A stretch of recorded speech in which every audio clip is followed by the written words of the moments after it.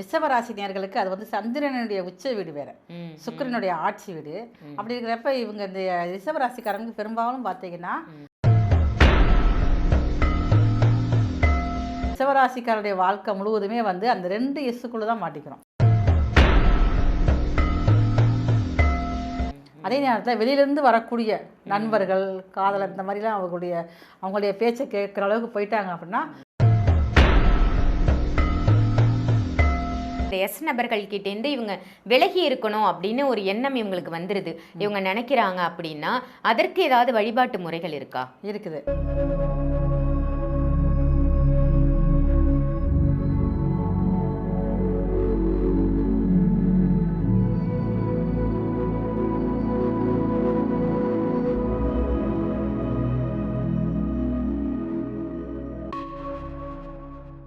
ஆன்மீக பரிகார நேயர்கள் அனைவருக்கும் அன்பான வணக்கங்கள். இன்னைக்கு நம்ம யாரை சந்திக்க வந்திருக்கோம் அப்படின்னு பார்த்தீங்கன்னா, இவங்க வந்து அஸ்ட்ராலஜர், நியூமராலஜிஸ்ட் அப்படின்னு இவங்கள சொல்லலாம், வாஸ்து நிபுணர் அப்படின்னு சொல்லலாம், மலர் மருத்துவர் அப்படின்னு சொல்லலாம். இப்படி நிறைய விஷயங்கள் அடுக்கிக்கிட்டே போகலாம். அவங்க தாங்க மருத்துவ ஜோதிடர் SR சங்கரேஸ்வரி அம்மாவை தான் இன்னைக்கு நம்ம சந்திக்க வந்திருக்கோம். அம்மா வணக்கம்.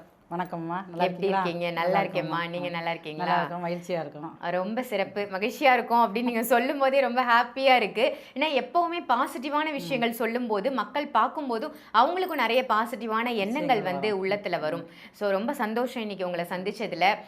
நிறைய நல்ல பதிவுகள் நம்ம ஆன்மீக பரிகார நேயர்களுக்காக நீங்க கொடுத்துட்டு வரீங்க. அந்த வகையில இன்னைக்கு ஒரு வித்தியாசமான டாபிக் தான் நான் சொல்ல போறேன். என்ன அப்படின்னு பார்த்தீங்கன்னா, எஸ், அதாவது ஒரு நேமோட ஸ்டார்டிங் லெட்டர் வந்து எஸ் அப்படின்னு இருக்கக்கூடிய நபர்களால் ஒவ்வொரு ராசிக்காரர்களுக்கும் ஒரு தரமான சம்பவம் நடக்க போகுது அப்படின்னா அது என்னவா இருக்கும்? அந்த எஸ் என்ற நபர்கள் வந்து எல்லா ராசிக்கும் ஹெல்ப்ஃபுல்லாக இருப்பாங்களா, இல்லை நெகட்டிவான விஷயங்கள் ஏதாவது செய்வாங்களா?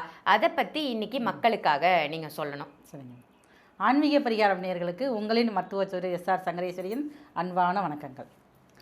எஸ், அந்த எழுத்தை வந்து நம்ம எழுதினாலே தெரியும். அது பாருங்க, முதல்ல ஆரம்பிச்சு கீழே வளைஞ்சு வந்து வளைஞ்சு பாருங்க, திருப்பி நிமிந்துருது, வளைவோட இருக்கவும் இல்லை. அப்ப அந்த எஸ் என்ற எழுத்துல இருக்கக்கூடியவங்க நபர்கள் எப்படி இருப்பாங்க பார்த்தீங்கன்னா, எந்த ஒரு காலகட்டத்திலையும் எந்த ஒரு சூழ்நிலை தனக்கு சாதகமா பயன்படுத்தக்கூடியவங்க. என்னதான் நமக்கு ஒரு பிரச்சனை நடக்குது, அது எப்படி நம்ம வந்து யோசிச்சு செய்ய நினைச்சாலும் பாருங்க, ஒரு நிமிஷம் உட்காந்து யோசிச்சு அதுக்கேற்ற மாதிரி அவங்களோட செயல்பாடுகள் இருக்கும். எங்கேயும் நம்மளுடைய வந்து வெற்றியை நோக்கி பயணப்படக்கூடியவங்க தான். அதே நேரத்தில் இந்த எஸ் அப்படிங்கிறவங்க வந்து 2 தலைப்பட்ட நாகம் போல குணங்கள் இருக்கும். நம்ம எப்படி கையாளுறோம் அதை பொறுத்து தான் இருக்கும். நெகட்டிவாகவும் இருப்பாங்க, நிறைய பாசிட்டிவாகவும் இருப்பாங்க. அப்போ வந்து நம்மளோட 2 குணங்களும் இருக்கும். ஆமாம், அது 2 தலை நாகம் அப்படிங்கிறது வந்து அப்போ நிறைய இவங்களால் வந்து பார்த்தீங்கன்னா ஒவ்வொருத்தருடைய வாழ்க்கையிலையுமே வந்து எஸ் என்ற நபர்கள் வந்து இருக்காமல் இருக்கவே மாட்டாங்க. முக்கியமான காலகட்டத்திலே ஆகட்டும், இல்லை எப்பயாவது ஒரு நேரத்தில் ஒரு வாழ்க்கைக்கு அடுத்த இடத்துக்கு போனால் அந்த எஸ் என்ற நபர் வந்து கண்டிப்பான முறையில் இருப்பாங்க நம்ம லைஃப்ல. ஒவ்வொரு ராசிக்கும் ஏதோ ஒரு சூழ்நிலையில ஏதோ ஒரு காலகட்டத்தில் இருப்பாங்க. ஆனால் எஸ் அப்படிங்கிறது வந்து நியூமராலஜி படி பார்க்குறப்ப வந்து 3ஆம் நம்பரை குறிக்கும். 3ஆம் நம்பர் அப்படிங்கிறது வந்து குருவோட ஆதிக்கம் கொண்ட நம்பரு. அப்போ ஒரு ஏதாவது ஒரு காரியம் உருவாகணும், இப்போ வந்து கரு உருவாகணும்னா கூட குரு தான் வேணும். நிறைய நபர்களுக்கு குழந்தை பாக்கியமே இல்லாமல் இருக்கும். நாங்கள் அவங்களுக்கு சொல்லக்கூடிய நியூமராலஜி முறைப்படி பார்த்தீங்கன்னா அந்த ஜிஜி இந்த எழுத்தை மட்டும் தொடர்ந்து எழுதிக்கிட்டே வர சொல்லுவோம். அந்த எழுத்து எழுத பாருங்க, உங்களுக்கு வந்து குழந்தை பாக்கியம் உண்டாயிரும். எதையுமே வந்து புதியதாக உருவாக்குவதற்கான அமைப்பு வந்து இந்த எஸ் என்ற நபர்கிட்ட தான் இருக்குது. Okay, super. அப்போ இந்த எஸ் என்ற முதல் எழுத்து கொண்ட அந்த நபர் நம்மளுடைய ஒவ்வொரு ராசி நேயர்களுக்கும் எப்படிலாம் என்னென்ன விஷயங்கள்லாம் செய்கிறாங்க அப்படின்னு ஒவ்வொரு ராசியாக நம்ம இப்போ பார்த்துடலாமா? அம்மா, ஒவ்வொரு ராசிக்கும் இந்த எஸ் எழுத்து கொண்ட நபரால் நடக்கவிருக்கும் தரமான சம்பவம் என்ன அப்படின்னு பார்த்துட்டு இருக்கோம். பாசிட்டிவ் நெகட்டிவ் ரெண்டுமே தான் நீங்கள் சொல்கிறீங்க. எஸ் அப்படின்றவங்க வளைஞ்சு நெளிஞ்சு போகிறவங்க, நல்லதும் செய்வாங்க, நாகப்பாம்பு மாதிரி அப்படின்னு இன்ட்ரோலாம் சொன்னீங்க. ஸோ இந்த இன்னைக்கு பார்க்க போகிறது ரிஷபராசி. இந்த ரிஷபராசி நேயர்களுக்கு எஸ் எழுத்து கொண்ட நபர்கள் என்ன மாதிரி உதவிகள் செய்வாங்க, இல்லைன்னா அவங்க கிட்டேருந்து விலகி இருப்பது நல்லதா, இல்லை ஆபத்துகள் ஏதேனும் வருமா? இதை தெரிஞ்சுக்கிறதுக்கு முன்னாடி உங்களுக்கு எஸ் என்ற நபர் வந்து ஃப்ரெண்டாவோ இல்லை வெல்விஷராவோ இல்லை உங்களுக்கு உறுதுணையாவோ இருக்காங்கன்னா அவங்க பேரை கமெண்ட்ல சொல்லுங்கம்மா. ரிஷபராசி நேயர்களுக்கு அது வந்து சந்திரனுடைய உச்ச வீடு வேற, சுக்கிரனுடைய ஆட்சி வீடு. அப்படி இருக்கிறப்ப இவங்க இந்த ரிஷபராசிக்காரங்க பெரும்பாலும் பார்த்தீங்கன்னா எஸ் என்ற எழுத்துல தான் அவங்களுடைய தாயார் இருப்பாங்க. எனக்கு வந்து அம்மாவே இல்லை அப்படின்னு சொல்ல கூட அம்மா வயசு உள்ளவங்க, நல்ல ஒரு அட்வைசரா இருப்பாங்க, ஒரு ஆலோசனை சொல்லக்கூடியவங்க, இல்லைன்னா மாமியார், இவங்க எல்லாருமே பாருங்க இந்த எஸ் என்ற இடத்துல இருக்கிறவங்க தான். அப்ப இவங்க என்ன செய்வாங்கன்னா இந்த ரிஷபராசிக்காரங்களை கரெக்டா படிச்சு முடிச்சு கண்ணும் கருத்துமா அப்படியே கொண்டு போவாங்க. மற்றவங்களும் வந்து சரியாக நம்மளை இடம் போடக்கூடியவங்களும் இந்த எஸ்சி என்ற இடத்துல இருக்கிறவங்க தான். ஓ நம்மளுடைய பிள்ளை வந்து இப்படி தான் இருக்குது, கரெக்டாக படிக்கணும், கரெக்டாக வேலைக்கு போகணும், ஃப்ரெண்ட்ஷிப் அவங்களுக்கு ஆகாது அப்படின்னு சொல்லியே வளர்த்துருப்பாங்க. ஆனால் அதை சொல்லி வளர்த்து அவங்களுடைய கட்டுக்கோப்புக்குள்ளே இருக்கிறப்ப தான் இந்த ரிஷபராசிக்காருடைய வாழ்க்கை வந்து நல்ல லெவலுக்கு போகும். அதே நேரத்தில் வந்து கொஞ்சம் வளர்ந்து ஒரு படிச்செல்லாம் முடிச்சுட்டு ஒரு இடத்துக்கு வேலைக்குன்னு போய் சேர்றாங்கல்ல, வேலைக்கு போய் சேர்றப்ப அங்கே இன்னொரு எஸ் வந்து இவங்களை வந்து ஒரு தவறான வழிகாட்டுதலை கொண்டு போயிடும். அப்போ ரிஷபராசிக்காருடைய வாழ்க்கை முழுவதுமே வந்து அந்த 2 எஸ்ஸுக்குள்ள தான் மாட்டிக்கிறோம். அப்படி வீட்டில் இருக்கிறவங்க ஒன்று, அதே மாதிரி வெளியில வீட்டில் இருக்கிறவங்களால நன்மைகள் நடக்கும், வெளியில இருக்கிறவங்களால ஒரு சில ஆபத்துகள் எச்சரிக்கையா இருக்கணும் அவங்க வந்து. ஏன்னா அந்த ரிஷபராசிக்கு சீக்கிரமா பாருங்க அந்த எஸ் என்ற இடத்துல வந்து மாறிடுவாங்க, பாதம் மாறி கூடவங்க தான். அப்போ வந்து ரிஷபராசியில் வந்து ஆண்களாக இருந்தாலும் சரி பெண்களாக இருந்தாலும் சரி எஸ் என்று நம்ம வீட்டில் அம்மா இல்லைன்னா மாமியார், அம்மா வயசில் உள்ளவங்க யாராவது இருந்தாங்கன்னா அவங்களுடைய அட்வைஸை கேட்டு நடந்தாங்கன்னா ரொம்ப நல்லாயிருக்கும். அதே வெளியிடங்கள்லேருந்து வரக்கூடிய இந்த ஃப்ரெண்டோ ஒரு நண்பரோ அந்த மாதிரி எஸ் என்ற எழுத்து இருந்தாங்க அப்படின்னா அந்த அம்மாவுக்கும் அவங்களும் ஒரு போட்டி வந்துடும். நம்ம அப்போ வந்து முழுசா இவங்களுடைய கட்டுப்பாட்டில் இருக்கிறவங்க அப்படியே மாதிரி அவங்களுடைய கட்டுப்பாடு போயிடுவாங்க. இவங்க எப்படி ஒரு கண்ணும் கருத்துமா தன்னுடைய குழந்தைய பற்றி எல்லா விஷயமும் தெரிஞ்சு ஒரு ஆரோக்கியமாக வளர்த்து கொண்டு இருப்பாங்கல்ல, அந்த அப்படியே வந்து அந்த இது வந்து அங்கே போய் மாறிடும். அப்போ அவங்களுடைய கண்ட்ரோலுக்கு போக ஆரம்பிச்சிடும். இவங்க சுயமாகவும் நிறைய விஷயங்களில் பார்த்தீங்கன்னா சிந்திக்க மாட்டாங்க. மற்றவர்களுக்காக 1000 விஷயங்கள் எல்லாம் செய்வாங்க, தனக்குன்னு வரப்ப எதுவுமே செய்ய மாட்டாங்க, சிந்திக்க மாட்டாங்க. இப்போ மற்றவங்க சொல்கிறத கேட்குற மாதிரி போகிறப்ப தான் அங்கே தான் இவங்க வாழ்க்கையில் நிறைய வந்து பிரச்சனைகள் முதல்ல உருவாகுது. அப்போ ரிஷபராசிக்காரங்க பொதுவாகவே வந்து நம்ம வீட்டில் உள்ள எஸ் என்ற நபர் இருக்கக்கூடிய தாய் வழியில் இருக்கிறவங்கள்ட்ட அவங்களுடைய ஆலோசனை கேட்டு கடைசி வரைக்கும் நடந்தாங்கன்னா வாழ்க்கை பாதை அப்படிங்கிறது நல்ல விதமாக இருக்கும். அதே நேரத்தில் வெளியிலேருந்து வரக்கூடிய நண்பர்கள் காதலர் இந்த மாதிரிலாம் அவங்களுடைய பேச்சை கேட்குற அளவுக்கு போயிட்டாங்க அப்படின்னா இவருடைய வாழ்க்கையிலே பாருங்கள் நிறைய வந்து சிக்கல்கள் உருவாகுது.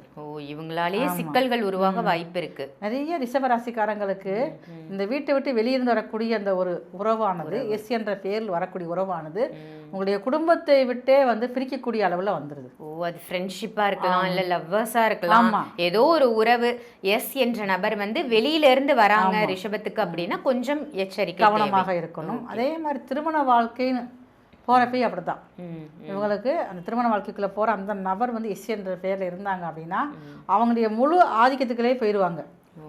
ரிஷபராசிக்கு மட்டும் அந்த கண்ட்ரோல் வந்து இருந்துக்கிட்டே இருக்கும். அப்படிங்கிறது வந்து 3ஆம் நம்பருடைய ஆதிக்கம் ரொம்ப அதிகமாக இருக்கும். அப்போ வந்து அந்த குருவோட ஆதிக்கம் வந்து ரொம்ப அங்கே அதிகமாக வர்றதுனால ரிஷபராசிக்கு ஏற்கனவே குருவோட வீடு வந்து 8ஆம் இடத்தை தனிச்சு விட்டு வருது. ரிஷபராசிக்காருக்கு பெரும்பாலும் இந்த எஸ் என்று எழுத்துட்ட தன்னை சார்ந்தவங்க தன்னுடைய உறவுகள் தன்னுடைய தாய் வழி உறவுகள் தாய் மேலே அவங்களுடைய கண்ட்ரோல் இருந்தால் மட்டும்தான் லைஃப்ல வந்து பெரிய நிம்மதியான ஒரு வாழ்க்கை வந்து வாழ முடியும். அந்த அளவுக்கு எஸ் வந்து இவங்களை வந்து கண்ட்ரோல் பண்ண ஆளுமையை எடுத்துக்கும் அப்படின்னு சொல்றீங்க. சூப்பர்மா.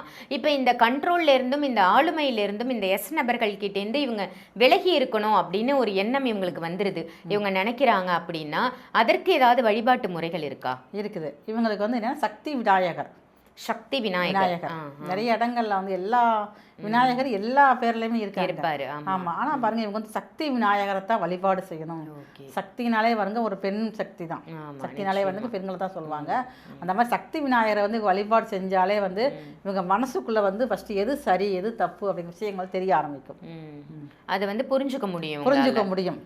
நம்ம வந்து வீட்டுல உள்ளவங்க சொல்றது நல்லா இருக்கு, வெளியில சொல்றது தவறான ஒரு இதுன்னு நம்ம வந்து புரிஞ்சுக்கலாம். அனலைஸ் பண்ணக்கூடிய அந்த பக்குவம் வந்து வந்துரும் ரிஷபத்துக்கு.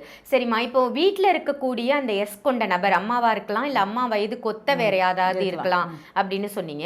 அவங்க கிட்ட இருக்கிற அட்வைஸை இவங்க முழுமையா எடுத்துக்கணும் அப்படின்னு ஒரு எண்ணம் ஒரு தோணல் இவங்களுக்கு வருது அப்படின்னா அதை எடுத்துக்க முடியுமா?